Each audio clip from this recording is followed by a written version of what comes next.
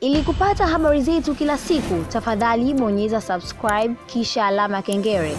Mbengo TV, we are the best. Hello, mambo vipi mtazamaji wa Mbengo TV? Bana, leo nimepata nafasi ya kuzungumza na Matilda mpya kwenye hii series ya Dunia. Niko naye hapa, nataka tupige naye story, lakini pia natamani nifahamu for the first time anapata nafasi ya kuwepo kwenye series ya Dunia.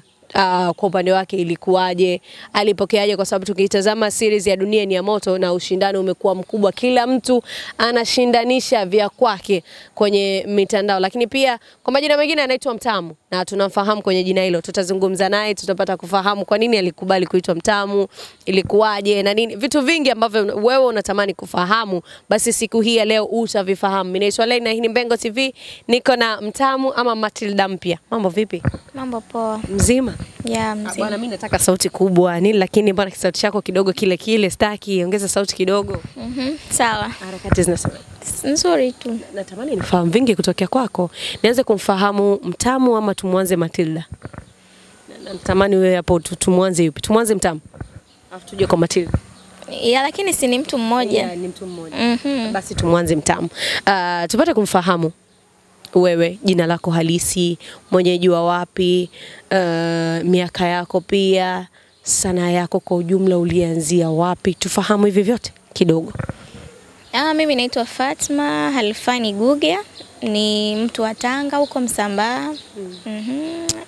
Nina umri wa miaka 22 naelekea 23. Sanaa nimeanza mwaka 2015. Yaani ulipomaliza tu shule ukaingia kwenye sanaa? Hapana, nilikuwa bado nipo shule. Nini kilikupelekea ukaingia kwenye sanaa? Mimi nahisi ni kipaji tu, kwa sababu nilikuwa napenda. Ukatamani kuingia kwenye sanaa? Nikatamani kuingia kwenye sanaa. Na uliingia ukiwa na miaka mingapi? 2015 nilikuwa na miaka mingapi? 13 nafikiri. 13. 13. Safari yako ya sanaa rasmi ilianzaje mpaka ukajikuta upo kwenye kuingia kwenye ukajikuta huko kwenye sanaa na unafanya sanaa? Ilianzia wapi hasa? Ilianzia uzuri shule nilokuwa nasoma, yani nimesoma shule ya msingi Mbagala. Humo ndani mida jioni wasanii walikuwa wanakuja kufanya mazoezi. Kwa hiyo mimi nilivyowaona nikajikuta napenda. Nikawa nikitoka kusoma huko darasani sirudi nyumbani, naunganisha mule mazoezini. Nafanya mazoezi. Kipindi hicho ilikuwa mwaka gani? 2015. Sawa. Natamani nifahamu nini hasa kilikuvutia, kwa sababu tunavyofahamu asilimia kubwa ya watu wakitazama sanaa kwa ujumla na wale ambao walitutangulia zamani, tunakuja kuiona sanaa kama sehemu ya uhuni, na hata wazazi pia nao wanaona hiko kwenye umri mdogo miaka 10 na umeingia kwenye sanaa tena bila kuwa na msimamizi ama kumwambia mama mimi natamani kuingia kwenye sanaa, ni wewe tu ulijipa. Ilikuwaje hapa? Natamani nifahamu kaka experience ambako kalipita hapa kati, kwa sababu najua kulikuwa kuna maneno ya wazazi, watu walikuwa wanaongea, boko vilikuwa vingi sana. Natamani nifahamu kaka experience hapa kati. Mimi binafsi nilikuwa napenda kuona watu wanavyoigiza, na mimi natamani niigize, yani kuna kitu niwakilisho kwa watu. Kwa hiyo ndo maana nikasema ngoja hapa na mimi nitaigiza kisiri bila kwanza kuambia wazazi. Lakini ilipokuja kujulikana ilikuwa kesi kubwa. Maana hadi shule, maana sikuwa tunafanya mazoezi mule shule, mwalimu mkuu akapata habari, sisi tukaambiwa tuandike barua, sisi ni na nini. Mwisho wa siku watu walikuwa wanafanya mazoezi mule ndani wakahamishwa, lakini bado sijakata tamaa, nikawa nikitoka shule naenda vizuri tu mazoezini. Huko ambapo wanafanya? Huko nje walipotoka. Huko unaenda na alikuwa mtukutu huyu binti inaonekana. Ikawaje sasa nyumbani? Ilikuwaje kwanza nyumbani mama alipogundua wewe unafanya sanaa bila hata kumshirikisha wala kufanya chochote? Mama alipogundua alikataa. Alikataa, na baba alikuwa hapendi hata kidogo. Lakini kafikia stage mama akawa anapenda, ila changamoto ilikuwa ni kumshawishi baba ile kukubali, kwa sababu watu wengi wanaamini kwamba sanaa ni uhuni, sio hivi na hivi. Hivyo, lakini mwisho wa siku ndio hivyo akawa amekubali. Natamani nifahamu kitu kimoja. Kipindi ambacho mama alikuwa anakataa, ulikuwa tayari ushaingia kwa madebe kabisa unafanya kazi ama ilikuwaje? Kwa sababu kuna kipindi ulikuwa kwa madebe, ukaja ukawa huonekani, umerudi tena kipindi hichi cha karibuni, ndio hivyo. Na natamani nifahamu hapo. Hapana, mimi kwa madebe nimeingia 2018. Ndo nimeingia kwa Madebe. Kwa hiyo kipindi kile nipo shule ya msingi nilikuwa bado sijajuana na Madebe. Okay. Kile kipindi ulikuwa hujuana na watu wengine. Na ulikuwa hujawahi kucheza kazi ambayo ikapata nafasi ya kuonekana? Hapana. Yaani hapana. Tulikuwa tunafanya tu mazoezi. Unajua ile mnafanya mazoezi mkisikia kwenda kushoot ile mnafurahi. Na haijawahi kutimiaga. Kipindi chote hivyo nilikuwa nafanya mazoezi sijawahi ile kwenda kushoot. Nimeanza kushoot mimi nafikiri kwa Madebe, maana hata huko nyuma tulikuwa tunashoot tu ile visini vingapi afu unakuta sui mara kazi inapotea. Kwa hiyo nimeanza kushoot na Madebe. Okay. Na kipindi ambacho unashoot na Madebe ndio ulikuwa umemaliza form 4 ama ndio ulikuwa uko kwenye kusoma sasa hapa form 1, form 2, form 3 na huko? Yaani kipindi ndo naingia na Madebe 2018 ilikuwa tunafanya tu mazoezi. Nilipomaliza form 4 ndo nikaanza kushoot sasa kazi zake. Okay. Sasa ndo ukaanza kufanya kazi na Madebe. Kipindi kile ulikuwa bado mdogo. Madebe alikuwa ni mtu wa aina gani ulikuwa wakati unafanya naye kazi na nini? Alikuwa ni kama kama baba kwangu ile, kwa sababu alikuwa anipi usika hadi nilipomaliza shule. Ndo akaanza sasa kunicast. Okay. Akaanza kukupa usika. Sasa umepata nafasi ya kuonekana, ilikuwaje? So happy. Nilifurahi nilifurahi sana. Okay. Na natamani nifahamu kitu kimoja. Ukaja ukapotea hapa kati, ilikuwaje ile? Nini hasa ilikufanya upotee? Alafu tumeanza kuona rasmi, yani tumeanza kuona tena rasmi, tunaanza kumuona Mtamu. Baada hizi kuna filamu kama 2-3 hapa zilitoka ndo tunaanza kumuona tena Mtamu amerudi. Si ni yeye na niliu niseme director labda yeye ndo producer ni ana maamuzi yake kwamba hii hataki kuwepo huyu ni mweke mwingine. Kwa ndo hivyo. Sawa. Sisi kujua bana maneno yalikuwa mengi. Kila mtu alikuwa akizungumza kwake. Wengine wanasema ana mimba, wengine wanasema amezaa, si na nini. Kila mtu alikuwa akizungumza la kwake. Nikasema nitapata nafasi ya kukutana naye nimuulize kwenye hili kabla hatujaingia kwenye dunia. Nitapata nafasi ya kumuuliza kwenye hili ili nipate kujua nini hasa kilipelekea. Ni kweli ulikuwa mjamzito ama ni maneno tu ya watu? Hapana. Okay. Sijawahi kuwa na mimba yani. Okay. Sijawahi. Sawa. Kwa maana hiyo ni maneno tu ya watu. Maneno tu ya watu. Sawa. Tuje huko kwenye dunia. Pataje nafasi huko? Kuna mtu ameniunganisha na baba Asma. Kuna mtu ameniunganisha naye. Si ndio hivyo? Akanipigia simu nimekuja kushoot. Okay. Baada ya kuingia kwa baba Asma nini hasa ulikiona ukasema mimi hapa baba Asma akinipa nafasi ninaua mazima kwa sababu ukitazama ulipata nafasi ya kuifuatilia dunia mwanzoni? Na kipindi ambacho unaifuatilia ulikuwa unaiona kabisa unasema huyu binti ulikuwa unamuona Matilda mwenyewe muhusika alivyokuwa. Ulivopata nafasi ukaambiwa wewe unatakiwa uingie kwa Matilda, ilikuwaje kwako? Nilifurahi sana kwa sababu hata ile series kipindi naanza kuifuatilia nilitamani mimi ndo niwe pale. Okay. Nilitamani yani kama mimi ndo ningekuwa Matilda. Kwa hiyo ilivyokuja kutokea nikafurahi kwa sababu ni kitu ambacho nilikuwa natamani. Okay. Kwa maana kile kitu kilikuwa kiko moyoni mwako tangu zamani. Yeah, nilikuwa napenda. Okay, kwa hiyo sema mimi Mungu ngeniweka tu pale. Nilikuwa sema jamani series nzuri natamani ndo ningekuwa nacheza hii nafasi. Hiyo mdada anajua hivyo yani. Okay. Nini hasa kilikuvutia kwa sema mimi nilikuwa natamani kuingia kwenye ile nafasi ya Matilda kabla Matilda mwenyewe kuondoka? Nini kilikupelekea ukatamani ile nafasi? Na ambayo ndo sasa hivi unaichezea? Kwa sababu kwanza ni series nzuri, alafu ni nafasi ambayo hata mimi pia naweza kuicheza. Okay. Sawa, hicho ndio kilikupelekea ukatamani. Sawa. Baada ya kuingia sasa, umeingia, unashuti, mapokezi ya watu yalikuwa mengi sana. Uliona comment za watu walichokuwa nakizungumza, ulikitarajia labda? Nilitarajia itakuwa hivyo. Watu watakukataa. Mmoja au nyingine. Haikukuumiza? Iliniumiza kwa sababu hata kama ndo ningekuwa mimi sijakastiwa kwenye hii nafasi ningekuwa nje labda naangalia afu nimeona kabadilishwa Mati lazima na mimi ningetoa jamani mbona hivi. Kwa hiyo nilitegemea hapa lazima mashabiki wataipokea hivi lakini watakuja watazoea. Sawa. Natamani nifahamu kitu kingine. Ile kusemwa hatumtaki huyu tunamtaka yule mwingine, hatumtaki huyu anafanya vizuri sawa lakini hatumtaki haijakukata ukasema baba Asma hebu kwanza niweke pembeni kwanza nipe hata kalikizo kukubalika kwa siku fulani? Hapana, haijanikata. Ndio kwanza ilikuwa inanipa uchungu nizidi kupambana. Waone kama naweza. Sawa. Lakini sasa hivi umeona wanavyokukubali? Nimeona. Wanasema huyo dada tunamjua Mtamu lakini mtabidi mtuambie Matilda yuko wapi? Ulipata nafasi ya kukutana na Matilda mwenyewe? Hapana. Haujapata nafasi hiyo. Pengine ungekutana naye nini hasa ungemwambia baada ya kupata nafasi yake kuingia kwenye nafasi yake? Ningempongeza tu kwa kufanya kazi nzuri kwa sababu ana mashabiki wengi. Okay. Mashabiki wengi, alafu mashabiki wake umewabeba. Ndio hivyo. Sawa sawa.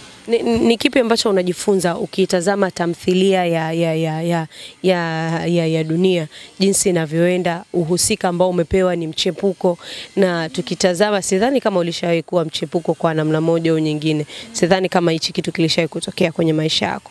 Lakini kuigiza kama mchepuko wa mume wa mtu kwako ina affect kiasi gani? Kiuhalisia au kwenye series? Kwenye series, lakini pia tuje kiuhalisia. Kwenye series kwa kusema inani affect kwa sababu tupo tunawafundisha watu, tunawaletea ujumbe. Kwa hiyo haini affect chochote kwa sababu tunawaletea watu ujumbe kwa ajili ya kujifunza. Lakini kwenye uhalisia ni kitu ambacho inauma kwa mchepuko, lakini pia kuwe na sababu. Unajua kuna mtu mwingine anakuwa mchepuko kwa sababu mwanaume labda pia anamsaidia vizuri, anakuzingatia. Ndio hivyo. Ikitokea kwenye maisha ya kawaida mtu anatamani uwe mchepuko wake, uko tayari? Kama ananisaidia vizuri, ananijali, kwa nini siwe tayari? Na muda huo yuko kwenye ndoa na mke kabisa. Wewe una play part yako. Pati gani sasa wewe unakuwa mwizi wa mume wa mtu? Si anakuhudumia, anakujali vizuri jamani. Kwanza sisi Waislamu tunaruhusiwa kuolewa wake wanne. Kwa hiyo lolote linaweza likatokea.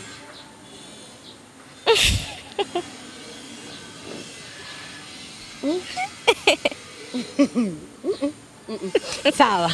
Mmemsikia alichokisema? Sio mimi. Mimi nimemuuliza kwenye maisha ya kawaida ikitokea mtu anataka yeye awe mchepuko, yuko tayari? Alichonijibu mmekisikia. Kwa maana ukitazama series ya dunia na maisha ambayo Matilda anaishi, ambayo ndio uhusika wao uko nayo, umeshawahi kutamani kuishi yale maisha ikiwa mtu anakuhudumia na kukupangia nyumba kama ambavyo Manyanya amefanya kwa Matilda? Nipo tayari.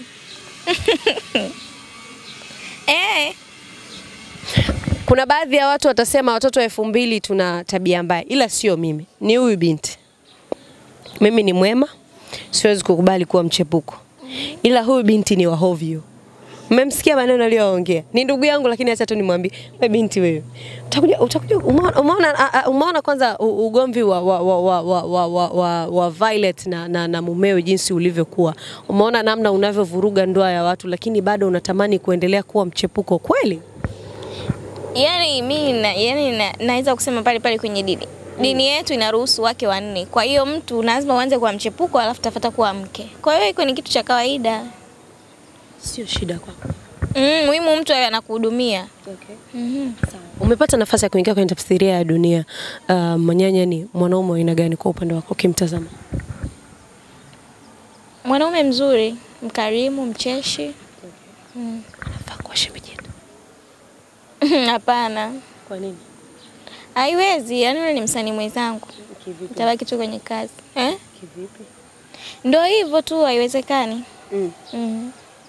Ila haiwezekani. Ila kwenye dunia inawezekana. Kwenye dunia inawezekana. Sawa.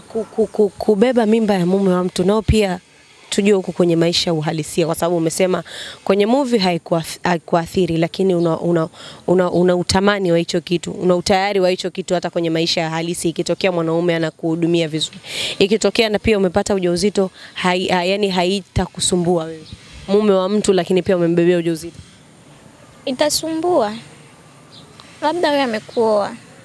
Ila kama ndo mchepuko hivi inasumbua kwa sababu kuna muda anaweza akachange maamuzi akabadilika, muda utakaoacha na tumbo lako hapa akarudi kwa mkewe. Kuwa mchepuko. Okay. Kuwa mchepuko uko tayari kiuhalisia. Lakini kubeba mimba hadi akuoe. Okay. Kwa maana tukitazama kwenye filamu mule Mati inakuwa kakosea, si ndio? Kwenye filamu mule. Na tuje tuzungumzie filamu lakini kwenye maisha uhalisia. Yani kama ingekuwa ni kweli kile ambacho tunakiona, Mati kwa namna moja au nyingine atakuwa amekosea, si ndio? Hasa mimba tunajua mtu upangi ile inakuwa imeingilia tu kati. Kwa maana hajakosea kutokana na mimba imekuja bila kupanga. Kupanga kwamba nizaa, ila imetokea tu umebeba ujauzito. Sawa. Pengine kwenye ndoa ya Manyanya ukitazama kwa upande wako kama mchepuko wake, nini hasa unajifunza ukitazama ndoa ya Manyanya? Unahisi ukiingia wewe utakuwa una amani na utaleta amani ambayo Manyanya anaitafuta labda nje huko? Ndio. Na ukija kwenye maisha halisia Inabidi tujifunze kwa sababu unajua tunaona naniliu vai yeye ndo sababu ya mumewe kuchepuka. Kwa hiyo wake inabidi wajifunze kwa waume zao. Okay. Wakarimu vizuri ili hata mwanaume asiwe na ile akili kusema nichepuke. Okay. Tukija kwenye maisha uhalisia ya Fatma ama Mtamu ama Matilda, ulishawahi kuchepuka kutoka nje ya mahusiano yako? Mimi binafsi sina mahusiano na wala sijawahi kuchepuka. Sijui chochote kuhusu mahusiano. Dada mbona ni Mungu hivi? Mungu nini? Ni kweli? Nyie udada. Jamani, ni kweli sijui chochote kuhusu mahusiano, sijui kuchepuka. Sijui. Najifunza huko kwenye dunia. Sawa. Ni vigezo gani ambazo unavizingatia kama unatamani kuingia kwenye mahusiano ama kuwa na mwanaume? Vigezo gani ambavyo huo unaangalia? Maana umetuambia Manyanya ukimtazama hawezi kuwa shemeji yetu kwa maana hana vigezo vyako. Tupe wewe vigezo ambavyo. Hapana, sijasema hana vigezo vyangu, ni kulingana na discipline. Si unaelewa? Kwa hiyo hawezi kuwa shemeji yetu. Okay. Hilo la kwanza. Sawa. Tupe sasa vigezo vyako wewe. Yupi anafaa ukimtazama anaweza kawa shemeji yetu? Vigezo vyako vipi? Vigezo vyangu kwanza awe na mapenzi ya dhati. Alafu cha pili chochote nikiani yaswi nisemeje, awe na uwezo hata kunisaidia sio hivi na hivi hivyo yani. Muislamu, asiwe mume wa mtu, Muislamu mwenzangu. Kwa akiwa mume wa mtu pia ni sawa kwa sababu uko tayari kuwa mchepuko. Si ndio niambia? Mimi nimefuata kile ambacho wewe umekizungumza. Nimesema mtu akiwa anakujali. Sasa kama mtu anakujali kile unachotaka anakupa, haijalishi hata kama ni mchepuko. Hata akiwa na uzuri tu awe Muislamu kwa sababu Waislamu tumeruhusiwa. Waislamu tumeruhusiwa. Sawa sawa. Vigezo vingine? Kitambi labda, six pack? Hapana, sipendi mimi mwanaume sio ajai six pack. Yaani tu wa kawaida mrefu. Wanaume wenye vitambi wanakuaga na hela. Hata wananiliu unakuta mkaka fulani hivi mweusi smart mrefu lakini ana hela. Muhimu wazingatie hela. Kwenye hela. Muhimu mzingatie hela. Kwenye hela hapo ndo Matilda mpya akasema. Ama Mtamu kasema hela na muhimu mzingatie hela. Ndio kitu ambacho yeye anakitazama sana. Ikitokea hana hela anataka mwanze wote chini mwende juu. Hapana. Wanabadilikaga wao. Akizipata anamtafuta mwenzake mwingine au kuendana naye. Ilishawahi kukukuta hivi? Hapana, haijawahi kunikuta ila nasikiaga tu kwa watu. Wewe ni muongo. Jamani, muongo nini wakati sijawahi kuwa na mahusiano? Hujawahi kuwa na mahusiano kabisa? Kabisa. Ndio kwanza sasa hivi umeanza na maisha haya. Ikitokea Matilda mwenyewe amepona anatamani kurudi kwenye nafasi yake, uko tayari kumwachia? Sawa, ndio nipo tayari. Japokuwa watu wamekukubali. Sasa si ndio mimi nimekuja kukava nafasi yake. Kwa akiwa sawa atarudi. Okay. Sawa. Ile ikitokea Baba Asma anatamani wewe ubaki kwenye kazi? Nabaki. Bosi wangu ashaniambia nipinge kwa nini? Kwa maana kwa Baba Asma sasa hivi una mkataba hapa, si ndio? Okay, sawa. Neno moja kwa mashabiki zako. Nini hasa unawaambia mashabiki ambao wamepata nafasi ya kufuatilia kote kuanzia kule kwa Madebe mpaka hapa kwa Baba Asma sasa hivi? Mimi cha kuambia tu kwamba nawapenda sana. Wasiache kuifuatilia dunia, yani watumaini vitu vingi vizuri kutoka kwangu. Okay.